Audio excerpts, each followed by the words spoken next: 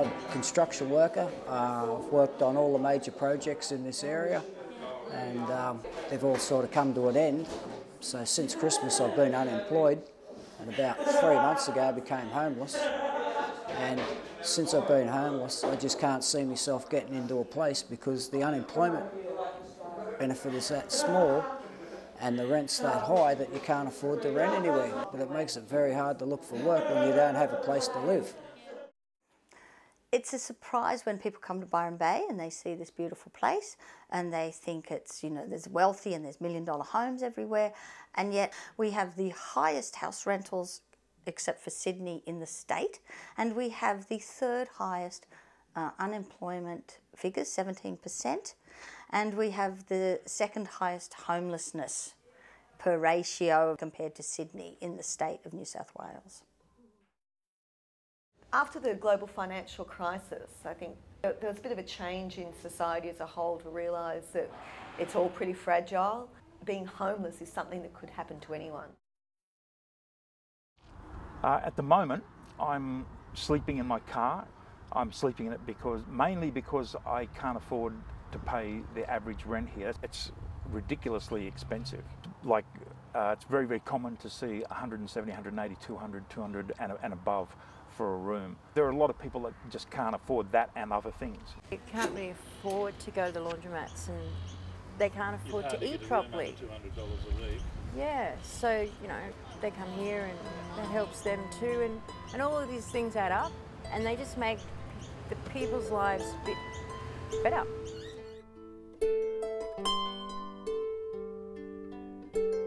The cottage came out of discussions that people in the community had been having over, I think, probably about 4 or 5 years, in terms of how we as a community can support the homeless that are here.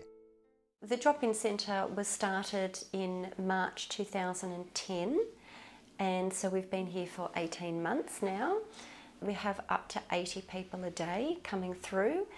I've been told by many people that this is a really unique place to have in the community because it's in a cute little cottage that has a front yard and a backyard and a veggie garden, and it's got the atmosphere of a very friendly, down-to-earth, relaxed little home where they can come and get meals, and it's a warm, inviting atmosphere. People show respect and courtesy and cooperation while they're here. I've heard somebody say it's like a home away from homelessness, which is a really nice saying, and to hear that. Like you walk out of your tent and when you get here it's like coming into a warm living room. So it's a main part for a lot of my friends here, and especially socially too.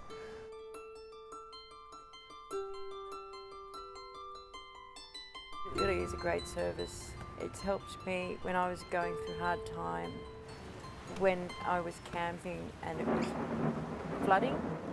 So, you know, I mean, to come and have hot showers just, you know, brilliant for me, and to have clean clothes and things like that. And I just think it's a great facility for people, and it's well put together, really good community effort. It's a wonderful collaborative approach from different organisations in the community. So there's Salvation Army, St Vincent de Paul, the Byron Community Centre, and then the Byron Shire Council has subsidised the rent. So it's a few different organisations involved. There's about 3 people then that are working full time, but the rest of the time it's run by volunteers. So without that support from the community itself, it just wouldn't continue. There's just no way we could do it. And then there's the donations of food that come. Brumbies at Byron Bay donate all of our bread, so on a Sunday afternoon and a Monday afternoon we collect all of their leftovers, and that supplies all of our bread and afternoon tea for the whole week, and that's been an incredible, generous donation that we've had since the beginning. We also have Byron Bay Coffee, who have donated right from the beginning as well. We also have a vegetarian restaurant called the Cardamom Pod, and they donate their leftover dinner, and so we serve it up for lunch the next day, often salads and curry.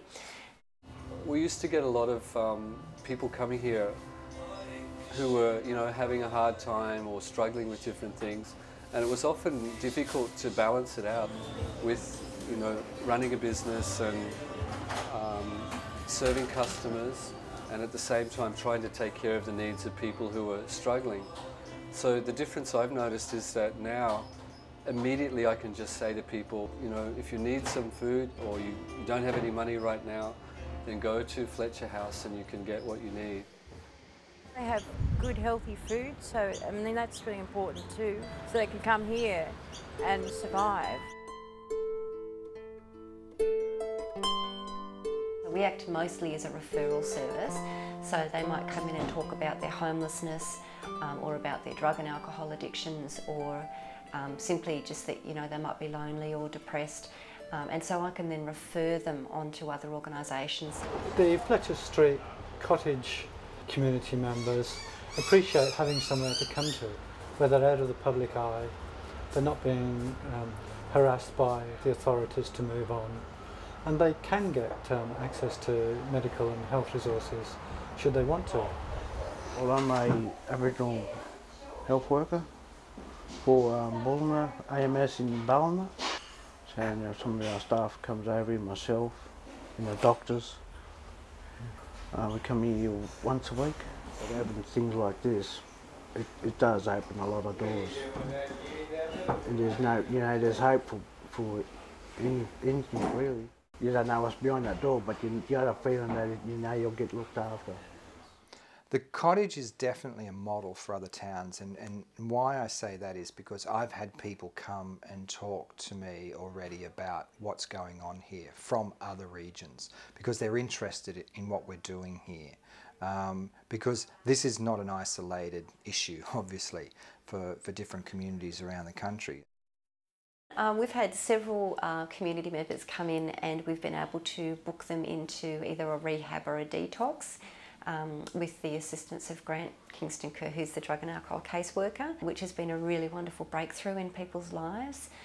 We've been able to refer to different organisations such as the Byron Emergency Accommodation Project, so people have gone from living on the street to actually living in short-term accommodation or medium-term accommodation. Students also have the opportunity to come and do their work placement here. So we have TAFE students and Byron Bay Community College students. I'm doing a Cert 4 at the moment in drug and alcohol and mental health, and I was working here as my work placement, but that's finished, and so I've now carried on as a volunteer. So I really do enjoy working here because I've managed to stay on even though my time's finished with my work placement. When you're at the cottage, you're on the front line of welfare assistance. The cottage is the only place someone can walk into and say, I need help.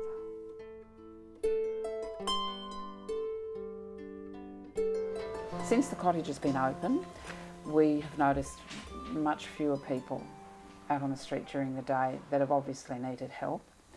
It's provided them with a place to go where they feel safe. It means that if something comes up for us and we're concerned about it, we've got somewhere to send them, which is just something that's terrific.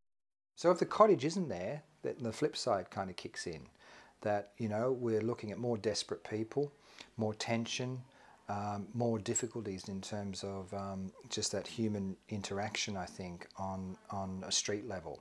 And so that starts to bring in, you know, services like the police, ambulance, social workers. So it's a really positive preventative step that I believe is saving the community money and is actually making this community a better place because of it.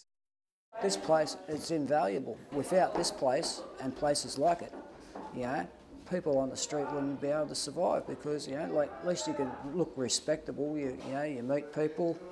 You know, you hear of even little bits of work here and there from here. If this place wasn't here, you know, it would make it very hard for a lot of people in Byron Bay. There's definitely room for more funding to either maintain that cottage, create more cottages, which would be great to see, or what might have to happen in the future, which is a relocation of that space. The federal government made a very big deal about homelessness a couple of years ago, and they took it to the coalition of Australian governments. So all states have a commitment to address homelessness, but we're not seeing a lot of the funding and the resources trickling down to the regions. And I think there's more that will happen, and hopefully that funding and the model that we've got here that's working so well about service provision is something that could be done immediately and easily while we try and tackle that bigger problem of how to put roofs over people's heads for the long term.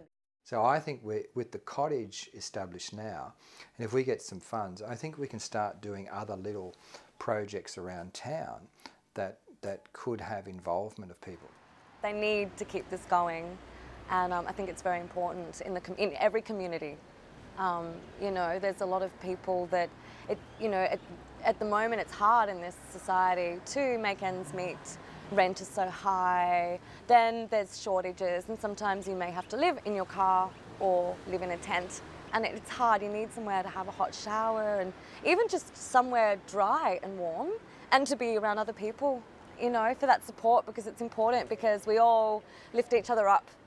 And this is exactly what, you know, the Salvation Army does for people.